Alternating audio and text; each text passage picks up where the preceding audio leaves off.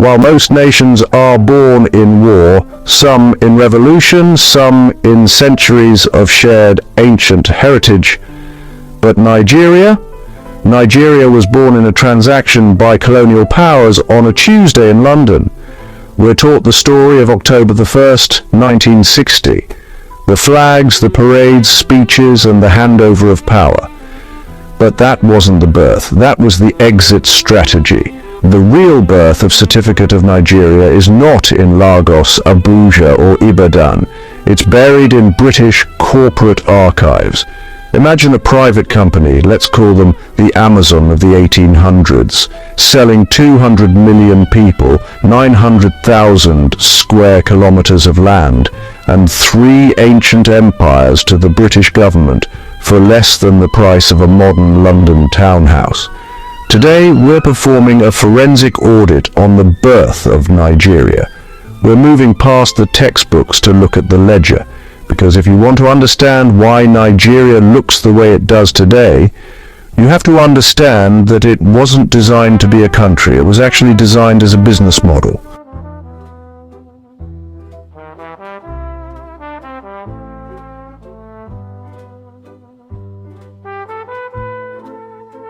George Goldie was not a politician, he was not a general, he was a businessman, a corporate strategist. In the late 1800s, Europe was racing for Africa, gold rubber, palm oil. He saw the Niger River as a supply chain, and so he decided to build a company around it with private armies, private courts, private prisons. It signed treaty with local rulers, people who had ruled for centuries. But here is the detailed textbook skip. 2 versions existed, one in English and the other in local languages. The English version said, "I will give you my land forever," while the local translation said, "We agree to trade friendship, we agree to partnership." They thought they were opening markets. Ignorantly, the king signed with an X. And just like that, the legal birth of what we call Nigeria began. Not with a vote, but with a scam.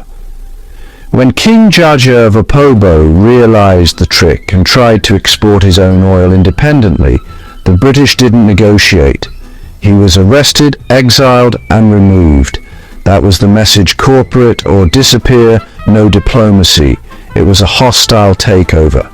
By the end of 19th century, Goldie had built something powerful, so powerful that the British government, because nervous private company controlling millions of people was politically risky, so they did what government do.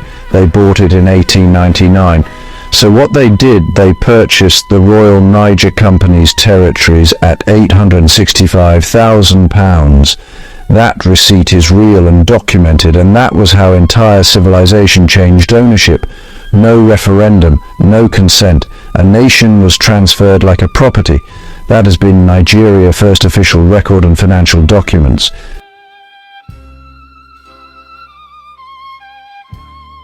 By 1914, the British government had a problem. They had 2 subsidiaries. The Northern Protectorate was huge and prestigious, but it was losing money. The Southern Protectorate was smaller, but its ports were overflowing with cash. Then Lord Frederick Lugard, that history books call the father of Nigeria. But an investigative eye calls him a cost-cutting consultant. Lugard decided to merge the North and South, not because he thought they were a perfect match. He did it because he wanted the South to pay the North's bills.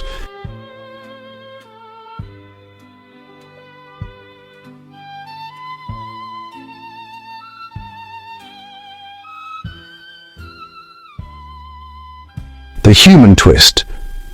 For the people living there, Nigeria was something that happened to them, not for them. You weren't a Nigerian yet. You were a subject of a corporate merger.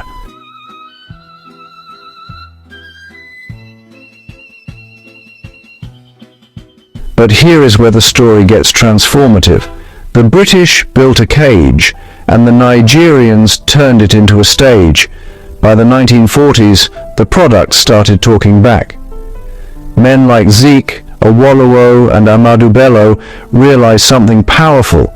If the British insisted on calling this Nigeria, then they would use that name to demand the keys to the building.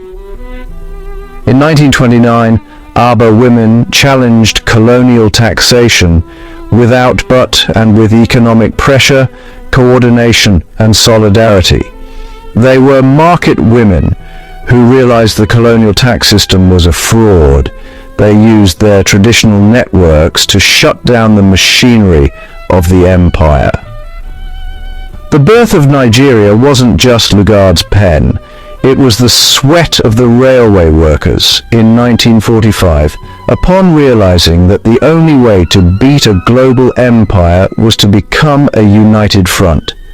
Nnamdi Azikiwe used newspapers. Awolowo built political structures. Ahmadu Bello mobilized regional authority. Nigeria was learning to speak in the language of power.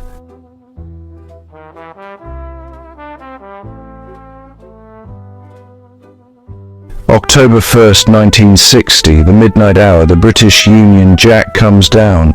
The green, white, green goes up. But here's the investigative verdict. The British didn't leave because they were done. They left because the cost of staying was finally higher than the profit of leaving.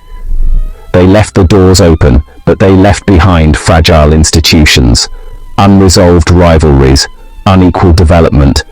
They handed a rushed constitution with no foundation, a country where the regions were still designed to compete rather than collaborate.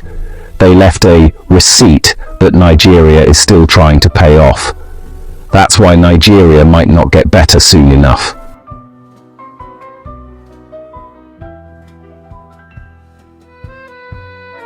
So, was Nigeria a mistake, or was it a miracle? If you look at the birth as a corporate merger, it was a cold, calculated move. But if you look at what has happened since, the music, the tech, the resilience, the 250 cultures refusing to be erased, you see something else. Nigeria wasn't born in 1960. It's being born every single day that 200 million people decide to keep the merger alive against all odds. The receipt was British, but the nation is ours.